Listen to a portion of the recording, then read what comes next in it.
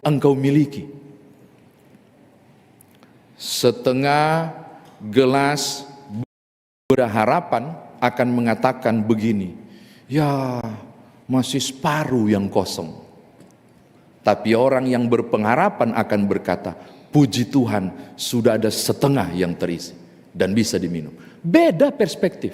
Ya cuma malmat, cuma tongkat penghalauan. Bukan, saya akan gunakan apa yang ada walaupun cuma malmat. Dan dia bertaruh. Ketiga, tadi kedua itu perspektif cara pandang saudara tentang apa yang ada. Yang ketiga Bapak Ibu, ini nggak bisa dibantah. Karena ini mirip-mirip kisah Musa meletakkan tongkat jadi ular, memukul laut jadi terbelah dua. Saya yakin sama dengan Samgar. Apa itu? Di balik tongkat Musa ada Tuhan. Saya percaya di balik malmat pun ada Tuhan. Poin ketiga yang mesti jadi poin pertama adalah kesuksesan Samgar karena dia tahu di balik kesendiriannya dengan keterbatasan fasilitas ada Tuhan yang berperang. Kalau enggak mungkin Bapak ya, enggak mungkin lah. Omong kosong kisah ini. Enggak ada orang sehebat Samgar begini, enggak ada. Pasti ada kuasa yang lain yang sifatnya adikodrati.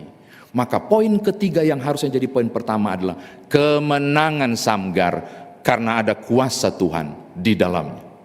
Tetapi poin keempat penutup. Ini juga tidak kalah penting. Aku membayangkan dia melompat melompat kanan, kiri, maju, tak gores dia, jatuh, berkerimat, berdarah. Saya membayangkan dia hosa itu ngos-ngosan, gitu. Saya membayangkan dia basalto barangkali, berguling-guling. Saya membayangkan dia mandi debu. Aku membayangkan betapa tidak bisa dibedakan mana keringat dan darah yang menempel di tubuhnya. Saya membayangkan dia sedang bertarung luar biasa. Pertanyaannya, kan ada Tuhan. Ngapain dia berlelah mengayunkan malmatnya? Toh ada kuasa Tuhan di poin 3. Poin keempat mengatakan, kendati pun ada Tuhan.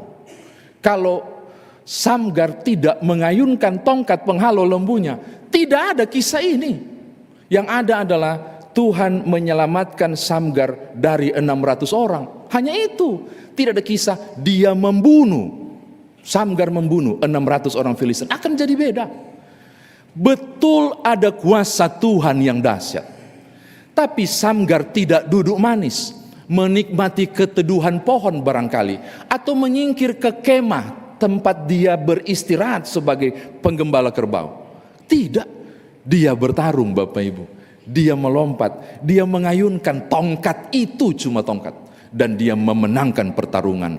Poin keempat terakhir sangat penting. Kuasa Tuhan melampaui kemampuan malmat. Walaupun demikian, tidak berarti Samgar tidak mengerjakan bagiannya. Tugasnya adalah mengayunkan malmatnya. Tugasnya adalah jatuh bangun berupaya.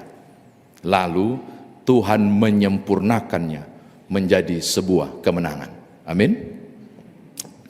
Saya kira demikian firman Tuhan ditafsirkan.